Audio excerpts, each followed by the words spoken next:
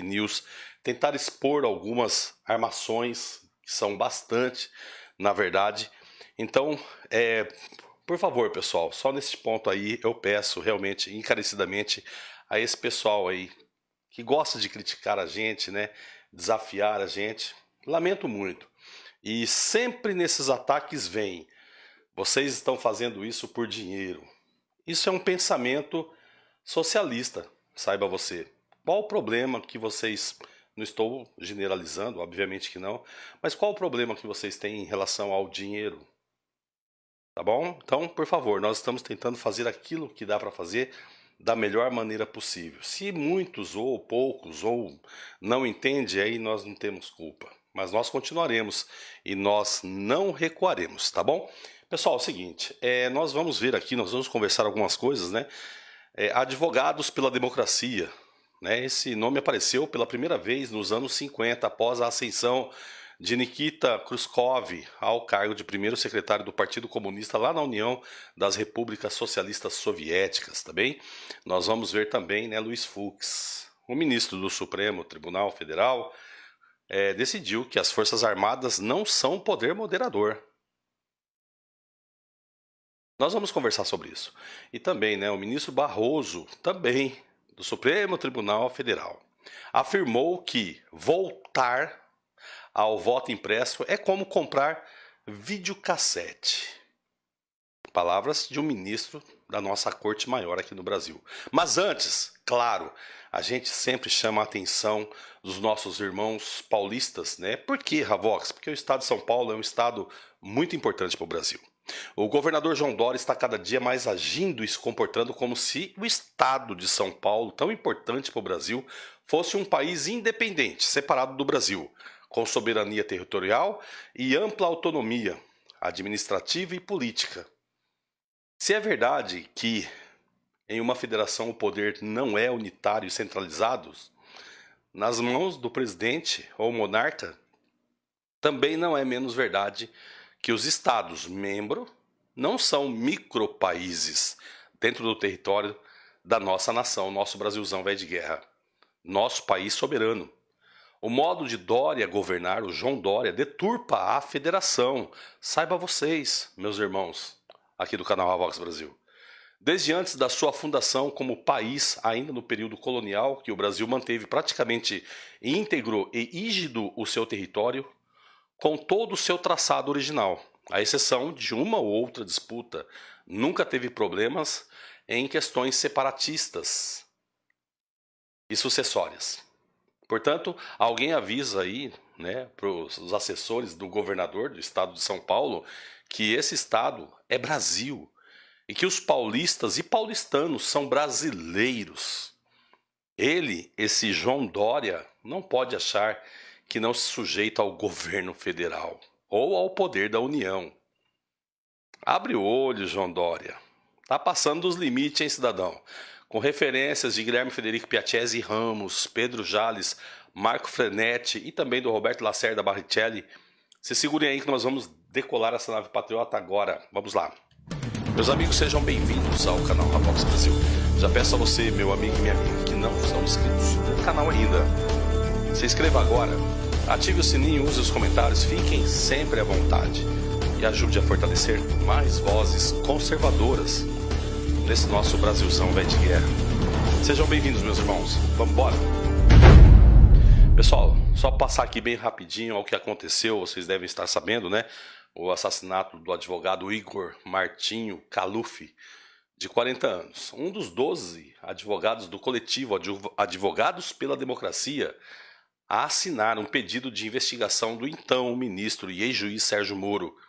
Foi assassinado quinta-feira, como todos vocês já devem estar sabendo, dentro de uma loja de conveniência de um posto próximo ao restaurante de comida árabe, do qual era dono, lá em Curitiba, do estado do Paraná.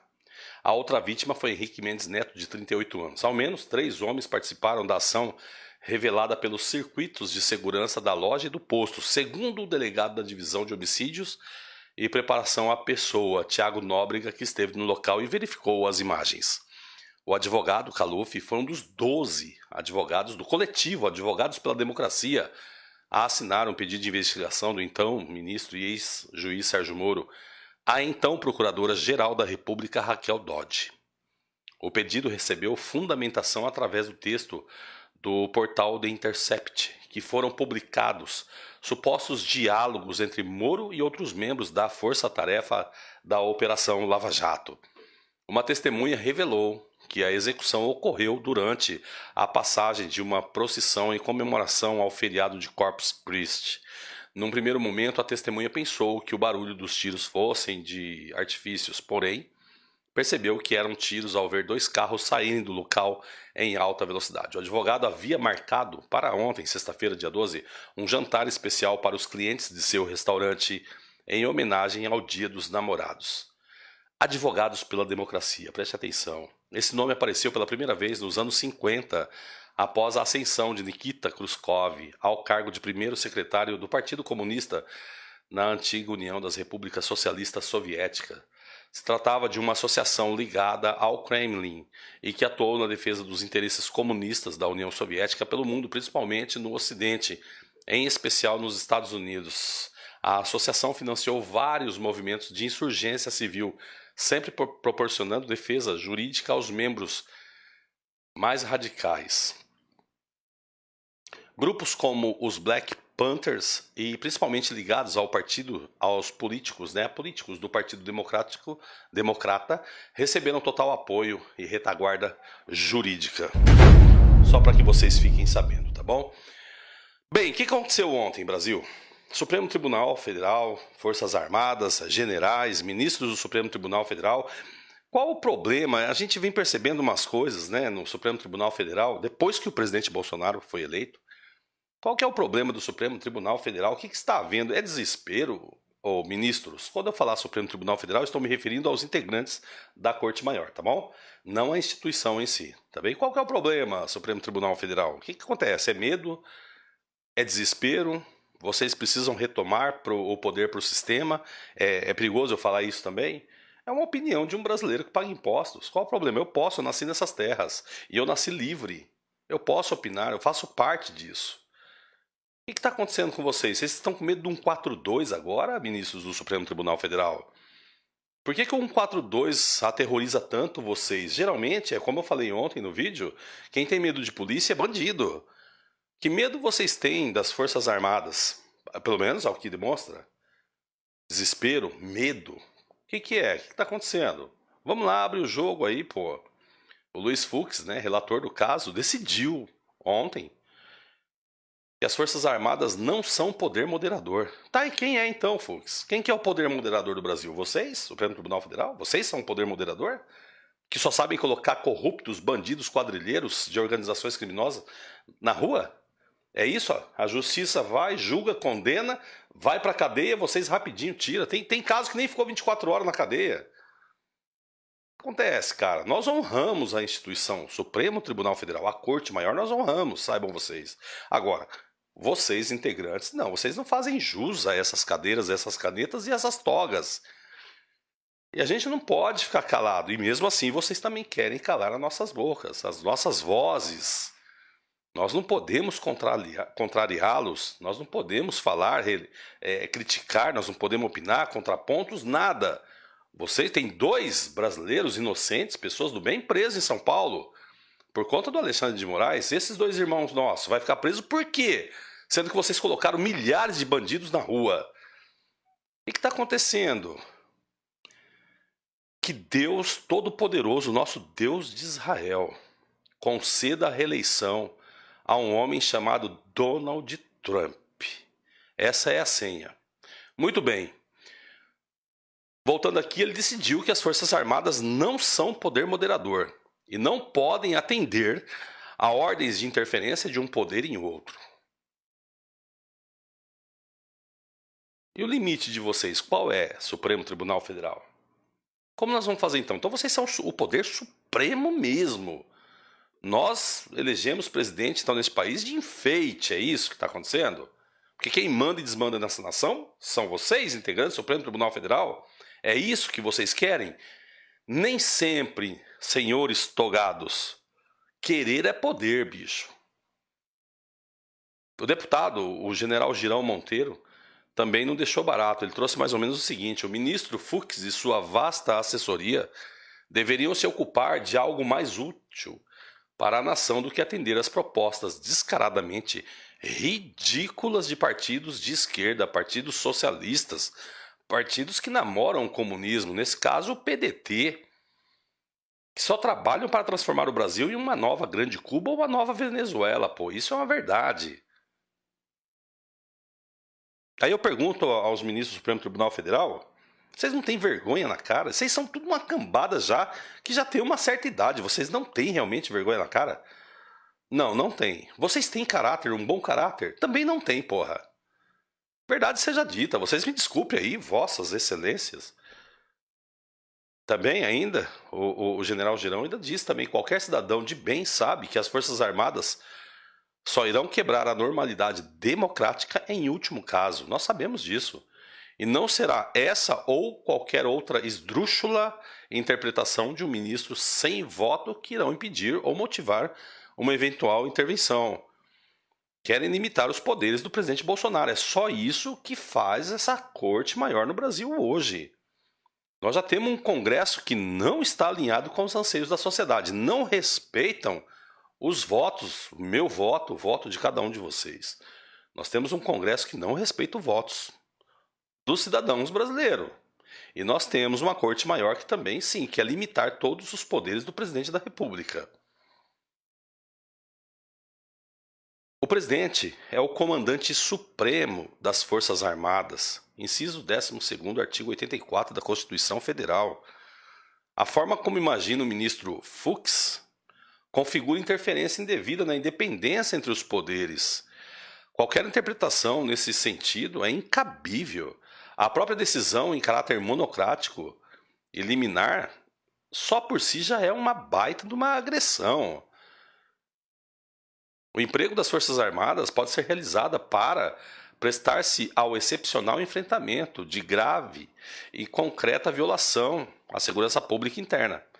Vale dizer que é bom que o Supremo Tribunal Federal não promova, como alguns ministros vêm insistindo, nenhuma grave e concreta violação à segurança pública interna. Vocês já passaram a cerquinha do limite, ministros do Supremo Tribunal Federal. E o que eu acho um absurdo nisso tudo, brasileiros, eu não sei se vocês concordam comigo, são 11 cabeças lá. Mas não é possível que não tenha um ou dois ali que tenha vergonha na cara e fale com coragem, contrapõe essas arbitrariedades. Como apresentado no vídeo anterior, para quem não sabe, o PDT, o Partido Democrático Trabalhista, impetrou na terça-feira, dia 10, uma ação junto ao Supremo Tribunal Federal para que definissem os limites da atuação das Forças Armadas, em decisão que acabou sendo proferida ontem, como eu disse agora, pelo ministro Luiz Fux, relator do caso, que decidiu então que as Forças Armadas não são poder moderador e não podem atender a ordens de interferência de um poder em outro. A chefia das Forças Armadas é poder limitado, disse ele, excluindo-se qualquer interpretação que permita sua utilização para indevidas intromissões no independente funcionamento dos outros poderes. Fecha aspas. São palavras do Fux. Foi assim que ele determinou e decidiu. Resta saber agora quais são os limites da Corte Maior do nosso país, do Supremo Tribunal Federal. Quais são os limites desses caras, desses homens que se dizem ministros togados da nossa Corte Maior, que deveria ser honrada. Ou o STF não tem limite no Brasil? Bem, o dispositivo jamais alimentaria qualquer possibilidade de intervenção política, golpe de Estado, assunção do poder pelas Forças Armadas. Como o título 5º no seu cabeçalho determina, a função das Forças Armadas é de defesa do Estado e das instituições democráticas.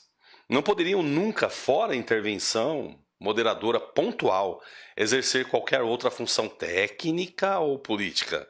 Tal intervenção apenas diria qual a interpretação correta da lei aplicada no conflito entre poderes, em havendo, claro, invasão de competência legislativa ou de atribuições. Agora, abre aspas, preste atenção. Lembro à nação brasileira que as Forças Armadas estão sob a autoridade suprema do Presidente da República, de acordo com o artigo 142 da Constituição Federal. As mesmas destinam-se à defesa da pátria, à garantia dos poderes constitucionais e, por iniciativa de qualquer destes, da lei e da ordem. As Forças Armadas do Brasil não cumprem ordens absurdas, como, por exemplo, a tomada de poder. Também não aceitam tentativas de tomada de poder por outro poder da República, ao arrepio das leis ou por conta de julgamentos políticos. Na liminar de hoje, o senhor ministro Luiz Fux, do Supremo Tribunal Federal, bem reconhece o papel e a história das Forças Armadas sempre ao lado da democracia e da liberdade. Fecha aspas. Quem assinou essas palavras foram o presidente Jair Bolsonaro, o general Hamilton Mourão, vice-presidente do Brasil, e o general Fernando Azevedo, Ministério da Defesa. Voto impresso. Outro problema que nós temos no Brasil. Nós, brasileiros, temos que focar numa coisa. Manter o presidente Bolsonaro. Porque o sistema quer derrubar esse homem. Nós temos que manter o presidente Bolsonaro. Inclusive, eu falei isso para o Bolsonaro. Nós temos que manter o presidente Bolsonaro como presidente desse país. Segunda coisa, nós devemos lutar muito pelo voto impresso nesse nosso Brasil. Terceira coisa, nós temos muito que reeleger o presidente Bolsonaro. Quarta coisa, é isso que a gente vem tentando fazer aqui através do Twitter, através dos canais no YouTube, da maneira como dá para fazer. Unir, juntar cada vez mais e mais brasileiros e brasileiras, jovens, adolescentes. Nós precisamos unir cada vez mais, juntar, trazer o povo de bem para o lado do bem. E assim nós devemos continuar. Sobre o voto impresso, o ministro Barroso, da onde que ele é? Do Supremo Tribunal Federal.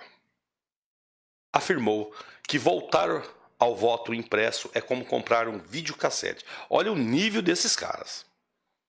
A princípio a gente acha até que era uma manifestação de humor do ministro, uma manifestação de mau gosto, mas bem-humorada, pois ele falou voto impresso. Ao que consta, isso nunca existiu. Alguém lembra se alguma vez já teve voto impresso?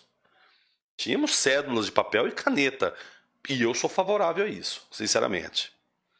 Isso nunca existiu no Brasil. É a primeira vez que nós estamos tentando, que foi aprovado, inclusive, no Congresso, né? E que já estão tentando derrubar isso também. Antigamente, como vocês sabem, a maioria de vocês, o voto era manual, escrito a caneta numa cédula de papel. Mas, se a referência foi ao possível voto impresso pela urna eletrônica, concordo com ele. Puro desperdício de dinheiro que não elimina a possibilidade de fraude no sistema, não é verdade, ministro Barroso? A parte mais engraçada foi a referência ao videocassete. Sobre a era do videocassete. Com certeza o ministro está se referindo às nossas urnas eletrônicas que representam o passado. O estado da técnica da década de 1980 que ele deve lembrar muito bem. Ou seja, as urnas eletrônicas são da época do videocassete. Talvez nem todos lembrem, mas a justificativa para o voto eletrônico no século passado era agilizar a apuração, e nós nos ferramos com isso. Era necessário agilizar porque a apuração era centralizada num só local, poucas pessoas apuravam muitas urnas. Por que era assim? Porque a sociedade não conseguiria garantir a lisura se a apuração fosse descentralizada, se cada sessão, na época, apurasse seus próprios votos. Por isso, as urnas eram fechadas e cadeada nelas e levadas pelo presidente da mesa e pela polícia militar para os locais de apuração, normalmente ginásios de esportes. Lembram disso?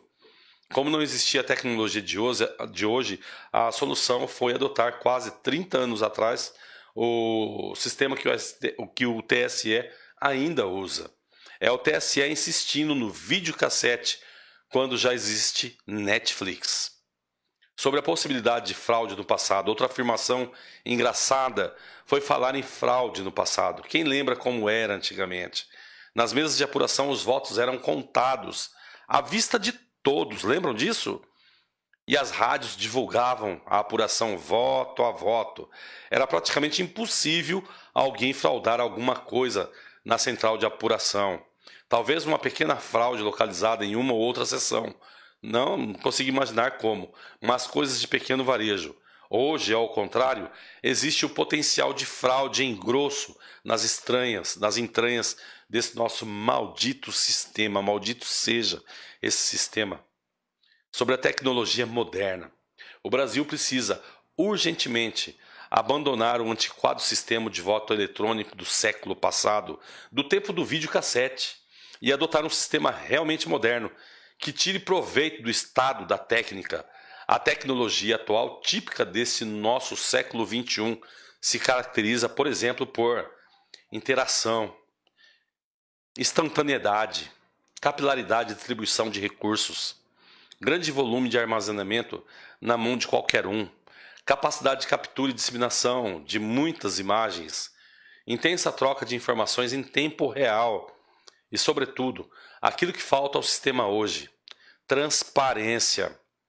Ao adotarmos sistema moderno, baseado na tecnologia deste nosso século XXI, a apuração poderia, por exemplo, ser assim: voto em papel mesmo, como aliás nos países tecnologicamente evoluídos, avançados.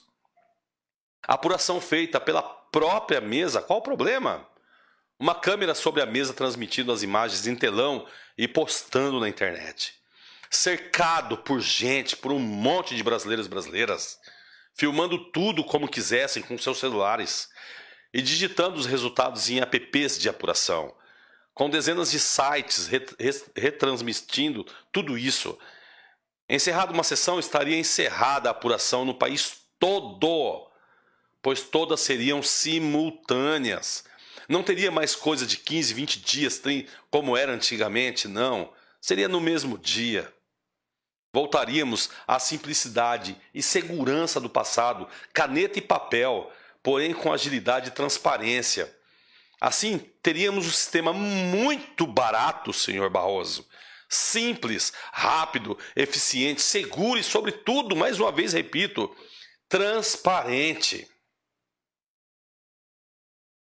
Ministro Barroso, chega aqui pertinho. Deixa eu falar contigo aqui, com todo respeito. Quem financia tudo isso? Não é o povo? É. Ponto. Se o povo quer ter mais garantia que o voto dele está indo para o candidato que ele escolheu, qual o problema disso, senhor Barroso? Por que vocês, togados, disputam tanto essa queda de braço com a gente, com a sociedade brasileira, simples mortais? Fala a verdade. Vocês têm ódio do povo, não é verdade? Faça o que o povo quer, cara. Que inferno é esse, cidadão? E depois não quer que a gente critique, que a gente levante contrapontos, depois não quer que os brasileiros desconfiem de todos e de todos nesse nosso Brasil, que vocês, principalmente os integrantes do Supremo Tribunal Federal, hoje estão avacalhando. Barroso, chega mais perto. Menos, porra. Menos, cara. Tu não é tudo isso não, peão. Tu vai morrer. Igual eu morro. Igual cada um desses aqui que estão assistindo esse vídeo morrerão. Tu não é nada. Tu não é imortal como vocês acham que são. Menos, cara. Tu apodrecerá igual todos nós. E é um grave erro crer que a mente de um progressista funcione do mesmo modo que a mente de uma pessoa honesta, bem intencionadas, de boa fé, como a maioria da sociedade brasileira. Esse erro é grave pelo seguinte motivo: ao tratar esses progressistas como um igual e, portanto, merecedor de respeito e de espaço como player legítimo na política, o cidadão honesto acaricia a serpente, lembram da serpente? Que espera o melhor momento para dar o bote fatal. A mente do progressista é voltada para a delinquência e para o crime. Suas engrenagens principais são: primeira, a distorção da linguagem. Segunda, a distorção da realidade. Terceira, a romantização e normalização do crime. As principais características da estrutura de caráter do progressista são o cinismo, a ausência de remorso, o uso do outro como objeto de seus planos. Dentro da política, A mente criminosa atua de modo a não dar espaço para o que é correto e justo. Um único exemplo, e dos mais simples para vocês, mas no qual se encontram os 6 itens mencionados agora. O isentão, por exemplo, afirma que os representantes das instituições democráticas devem ser respeitados, mesmo percebendo que esses representantes extrapolam suas prerrogativas. Porém, se um político honesto acata a gritaria do isentão e passa a respeitar esses representantes, o próprio isentão o acusa de mancomunar com os políticos do centrão. Vocês estão conseguindo entender essa parte? Com essa estratégia cínica, o isentão deixa todas as portas abertas para o político desonesto e encurrala o político honesto, que não pode nem fazer o que deve ser feito e nem tentar jogar o jogo imposto. A mente criminosa do progressista não é difícil de ser identificada e combatida. Basta não ter simpatia pela criminalidade esquerdista. O povo brasileiro está levando uma rasteira há muito tempo nessa dita cuja democracia brasileira. Abram os olhos, meus irmãos. E aí, Gustavo, é isso? Pode encerrar? Saca da Joyce? Pessoal, é o seguinte, vamos fechar aqui. Já acabou a pauta, mas vamos fechar aqui para vocês com a Joyce Hasselman, para que vocês fiquem sabendo. Vamos lá. Mais um funcionário da dona Joyce Hasselman, amicíssima do João Dória, governador do estado de São Paulo, resolveu falar, funcionário dela, tá? Um ex-funcionário, resolveu falar e desmascarar a deputada sob a condição de anonimato. O caso expõe mais uma mentira das muitas contada pela parlamentar durante o seu depoimento perante aquela farsa da CPI das fake news. Naquela oportunidade, Joyce foi questionada sobre suas ligações com o empresário Roberto Bertoldo. Joyce ainda afirmou perante a CPMI sob juramento que não o conhecia, e ela fez isso sob juramento. O relato do funcionário desmente essa deputada. Joyce conhecia Bertoldo, tinha fortes ligações com o empresário e frequentava sua casa intimamente, como bons amigos.